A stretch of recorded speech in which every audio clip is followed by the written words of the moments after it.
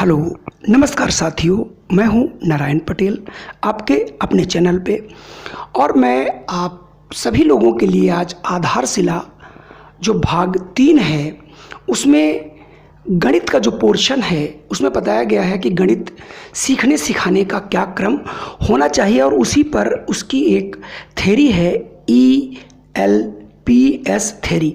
यानी ELPS theory क्या है और ये कैसे बच्चों को गणित सीखने के क्रम में मदद करती है, और इवन ये बच्चे ही नहीं, ये जीवन पर्यंत हम लोगों के लिए, जो लोग बड़े हैं उनके लिए भी ये बहुत अहम है और उनके लिए भी ये कार्य करती है। मतलब जो हमारी ELPS थ्योरी है ये सभी के काम आती है। तो इसका मैं बहुत ही मतलब विस्तार से, लगभग आप 5 से 6 मिनट के अंदर इसको सीखेंगे कि ये क्या है और कैसे इसको हम अहम बना सकते हैं। कृपया वीडियो पूरा देखिएगा। आप केवल इसका अर्थ ही समझ लेना कि E फॉर एक्सपीरियंस है, उसका मतलब अनुभव है, और L फॉर लैंग्वेज है, उसका मतलब भाषा है, या P फॉर पिक्चर है, पिक्चर का मीन्स जो है चित्र है, या फिर S फॉर सिंबल है, सिंबल का मतलब प्रतीक है। इतना सीख लेना आवश्यक नहीं है। इसमें ढेर सारे पहलू हैं, ढेर सारे आयाम हैं जिन्हें हमें बच्चों को सिखाना है। तो सबसे पहले बात करते हैं, ये सबसे छोटे बच्चों के लिए बताया गया कि वो सीखने का क्रम क्या होना चाहिए। तो बच्चे, बहुत सी चीज़ें गणित में ऐसी होती हैं जिन्हें वो हमारे पास सीख के आते हैं, और वो दृष्टिबोध से भी गणित सीखते हैं। दृष्टिबोध का मतलब ये है कि जब उन्हें हम अपने हाथ का पंजा दिखाते हैं, 2 से 3 साल का बच्चा, 3.5 साल का बच्चा, वो बता देता है कि आपके हाथ में 5 उंगलियां हैं और दोनों हाथ में कितनी उंगलियां हैं। या आप एक उंगली दिखाते हैं तो वो एक उंगली का अर्थ जानता है, यानी इसको हम लोग दृष्टिबोध बोलते हैं। अब हमको ये थोड़ा सा ख्याल करना है कि जब हमारे पास बच्चा आता है तो हम कौन सा क्रम अपनाएं। अक्सर होता क्या है, हमारे पास जब बच्चा आता है सबसे पहले ही दिन, दूसरे तीसरे दिन हम बच्चे से बहुत उसकी भाषा में बात नहीं कर पाते, और आते ही उसकी एक कॉपी पे 1 2 3 4 सिंबल्स बना देते हैं, जो कि सबसे लास्ट का प्रतीक होता है। तो आइए शुरू करते हैं आज का ये वीडियो और कैसे ये मदद करता है। तो देखिए, सबसे पहला जो है हमारा आता है E।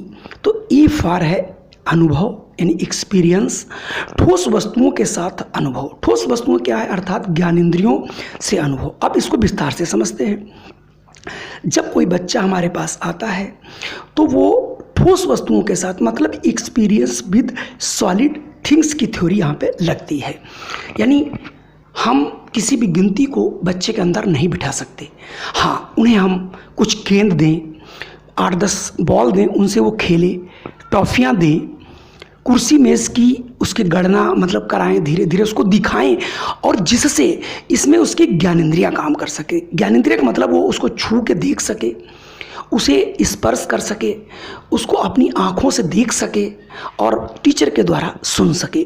तो कहने का मतलब ये है, और ये बहुत सी चीज़ें हम पर भी लागू होती हैं। जैसे हमसे कोई पूछता है कि ताजमहल कहाँ है, तो मैं आगरा बताता हूँ, और उसके बारे में बहुत चीज़ें पूछी जाती, मैं नहीं बता पाता क्योंकि टीचर ने बताया होता है। लेकिन उस समय ये चीज़ ध्यान रखने योग्य है कि अगर कोई व्यक्ति आगरा चला जाए और वहाँ पर पूरी वो चीज़ें देख ले कि आगरा में ये मतलब आगरा में ताजमहल कहाँ है, किस नदी के किनारे है, इसमें कौन से पत्थर लगे हैं, इसकी भव्यता क्या है, इसका गेट किधर है, इसमें कितना बढ़िया गार्डन है। तो ये सारी चीज़ें जब हम उसको सुनने से केवल एक ज्ञानेंद्रिय काम करती, लेकिन जब हम उन्हें अपने आँखों से देख लेते हैं, उनको स्पर्श कर लेते हैं, लोगों से सुनते ही नहीं हैं, देखते भी हैं, तो ये चीज़ें हमारी स्थायी हो जाती हैं। इसलिए सबसे पहले हम बच्चों को जो भी चीज़ें करानी है वो उनको सबसे पहले 10 से 15 दिन उन बच्चों को हमें गिनती नहीं करानी, बल्कि उनको केवल इन्हीं सब चीज़ों से, बॉल से, गेंद से,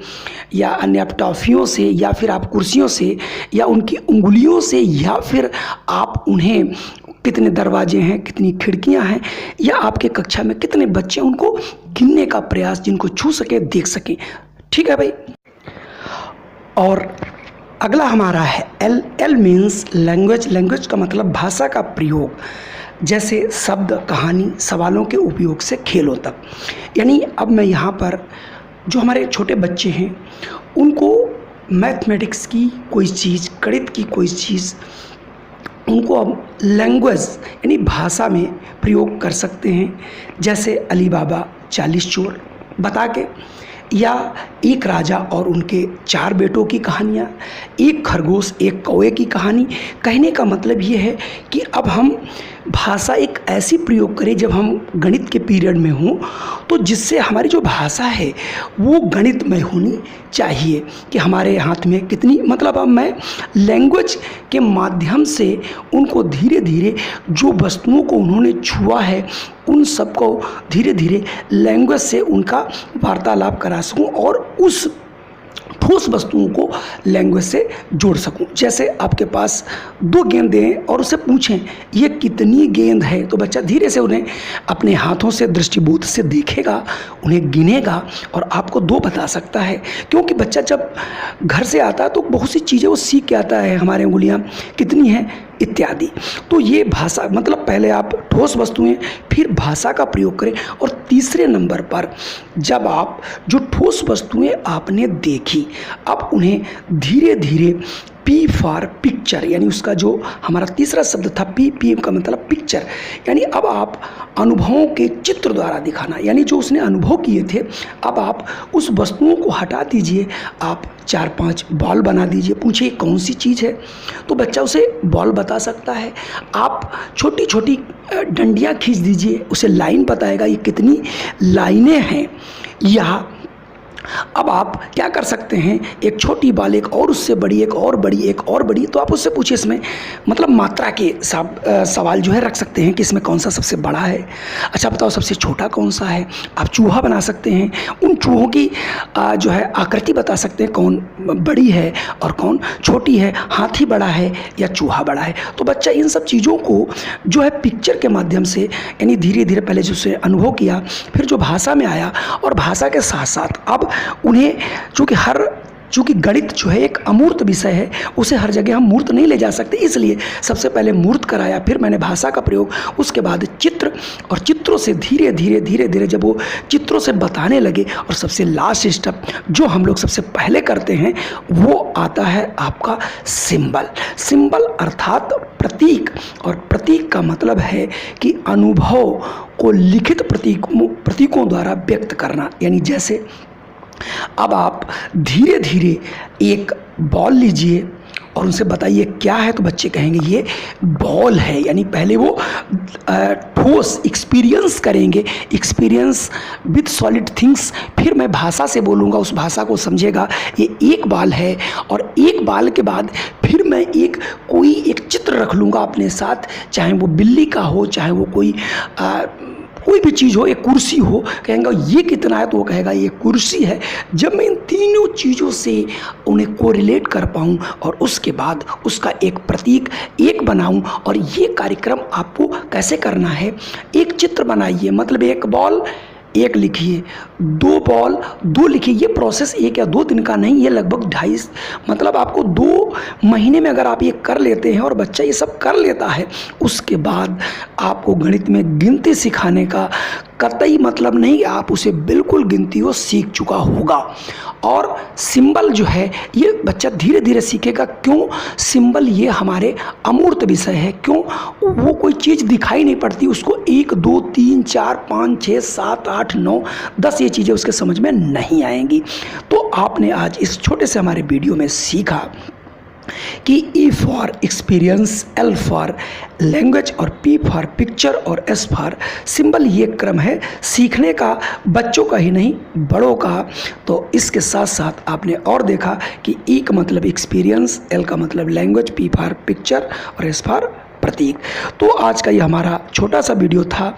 संभवतः ये वीडियो आपको ज़रूर पसंद आया होगा, और कई ऐसे हमारे पास और आएंगे जिनमें हम गणित की जो भी चीज़, गणित के अन्य भी जो सिद्धांत हैं उन पर हम वीडियो बनाते रहें। तो आज का वीडियो जो आपने सीखा, मैं उसके थोड़ा बहुत जल्दी ब्रीफ में बता दे रहा हूं कि जब हम गणित की किसी अवधारणा को बच्चे के समक्ष प्रस्तुत करते हैं तो सर्वप्रथम ठोस मूर्त वस्तुओं के माध्यम से अनुभव कराते हैं, फिर उनमें भाषा का प्रयोग करते हैं।